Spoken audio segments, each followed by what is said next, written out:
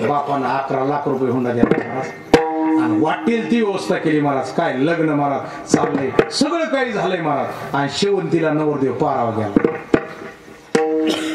श्रीमंत नाव होतं, मुलाचं नाव. अहो शेवंतीच घ्यायला महाराज पोरग ते. पुढचे कार्यक्रम सगळेच खोळंबले महाराज. अख्खं वराड आलंय, माय बाप आलेत, सासरा आलाय, मेवणे आलेत. दाजी फटपटी द्यायची का तुम्हाला?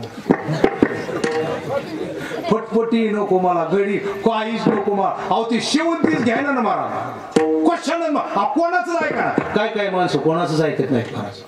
हो शेवटी आपल्यालाच तेच ऐकावं लागतंय, त्याला पुढची ते करावं लागतंय. ते दिवशी कोणाच ऐका ना. पण त्याचा एक मित्र होता, जरा थोडा गाव करावा गेला होता, त्याला जरा नाद होता आणि त्याच्या कानावर गेलं. ते म्हणलं काय म्हणतात, आर म्हणला श्रीमंत शेवंतीच घ्याय नाही म्हणला. ते म्हणला एका मिनिटातच त्याने शेवंती घेतली पाहिजे. आणि आलं ते पळू पळू महाराज मारुतीच्या पाराजवळ आला महाराज. लांबूनच उभा राहिला आणि त्याच्याकडे बघितलं. त्याला म्हणला श्रीमंत्या, ए श्रीमंत्या शेवंती घेतोस का कसा? आणि निस्ते त्यानं बोट असे वडी वरी वडी मारा दोन्ही हाताने. त्याला गुदगुल्या कोणाला? श्रीमंताला. ते म्हणला शेवंती नाही घेतली, गुदगुल्याच करतो. ते म्हणला घेतो रे बाबा, तू आता आवडत घे रे बाबा, आता तू का नाही लांबू नको रे बाबा. आणि त्यानं शेवंती घेतली ना महाराज. व्यवहारातले काही वर्म महाराज, वर्म कळायला पाहिजे. आमच्या तुकोबाराडे असे कितीतरी वर्म तुकोबाराय म्हणतात. तेव्हा तुला सगळं माहिती आहे. आई शेवर मे मज अंतरीच्या खुणा प्रगटोनी. अंतरातलं सांग, हे बहिरंग वेगळं आणि अंतरंग साधन वेगळं. विचार सागरामध्ये याचं सगळं वर्णन आलंय बरं का. हो आता हे या तरंगाच आपल्याला वर्णन करायचं नाही बाबा. हा आई शेवर मे मज अंतरीच्या खुणा प्रगटोनी बहु अवघड असे संत भेटी. तिसऱ्या टप्प्यातली भेट आहे संतांची, तरी जगजेटी करुणा केली. तुकोबाराय तुमचा फायदा.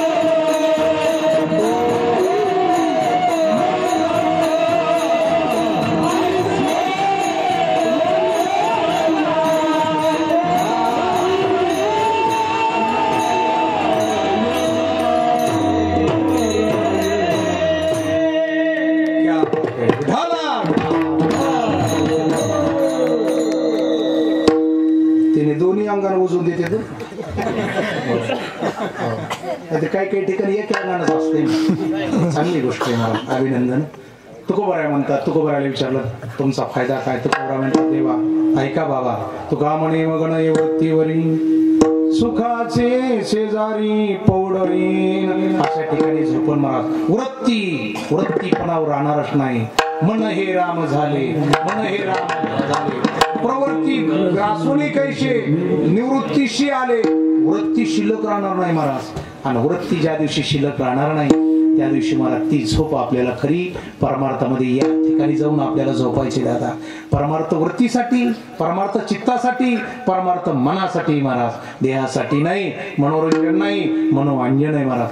तुका म्हणे मग नाही वृत्तीवरी सुखाचे शेजारी पौडईन. आई शिवर मे मजदारी नारायणा अंतरीच्या कोणा प्रभुनी किंबहुना तुमचे केले धर्म कीर्तन सिद्धी नेले येथ जी उरले पायी कपण तुझे देणे तुझ्या समर्पणी पायी झालं उत्तराये पांडुरंगा यथामती अवकाश अभंगाचा भावार्थ गोलार्थ झाला असा माझा मुळीच हक्क नाही.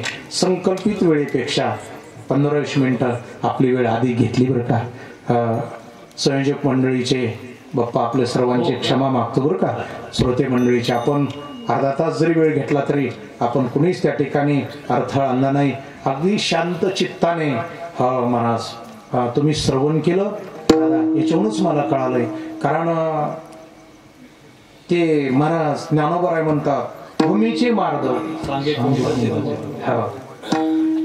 त्या जमिनीवरूनच कळतं महाराज. पिकाची हे पीक ज्या अर्थी चांगला त्या अर्थी महाराज जमीन कसदार आहे बरं का. ही सगळी जमीन कसदार आहे. 11 वाढले तरी महाराज कोणी जांभळे नाही, कोणी आळस नाही, कोणी काही नाही महाराज.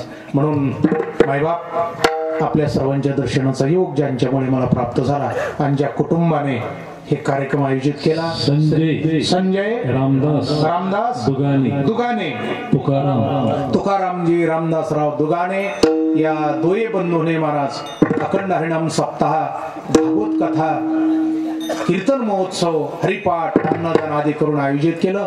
मायबाप आईच्या 21 कुळ्या आणि बाप्पाच्या 21 कुळ्याचा आपला उद्धार झाल्याशिवाय राहणार नाही दादा. हे संत प्रमाण आहे दादा. मातृ पितृ भातृ सगोत्र दादा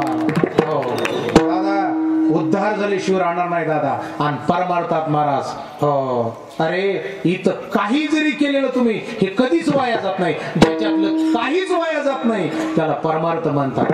आणि ज्याच्यातलं काहीच कामाला येत नाही काहीच कामाला येत नाही महाराज. बीड जिल्ह्याच्या सुपुत्राने महाराज भारत देशाची ग्राम विकास म्हणून कॅबिनेट मंत्री म्हणून शपथविधी दिल्लीला पार पडला महाराज. मराठवाड्यात जल्लोष सुरू झाला बर का. रायगावकर बीड जिल्ह्याचे सुपुत्र गोपीनाथराव मुंडे साहेब मराठवाड्याला एवढा आनंद झाला दादा. सर्व कार्यकर्त्यांना महाराज फोन झाले साहेबांचं आगमन. बीड ते परळी असं एकही गाव नव्हतं महाराज तिथं कमान उभारली नव्हती साहेबांच्या स्वागतासाठी. आणि त्याच कार्यकर्त्याला सकाळी फोन आला साहेब गेले बरं का.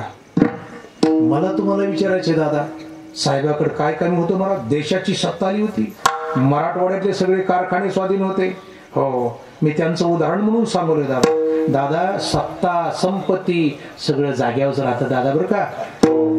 मग तेथे नचले काही सत्ता संपदा राहील ठाईचे ठाई पुढे संचित जाईल वाही तुका म्हणे तये. त्याची ऑर्डर निघाल्याबरोबर महाराज दादा सगळ्याला जावं लागतं आणि म्हणून आपण भाग्यवान आहे.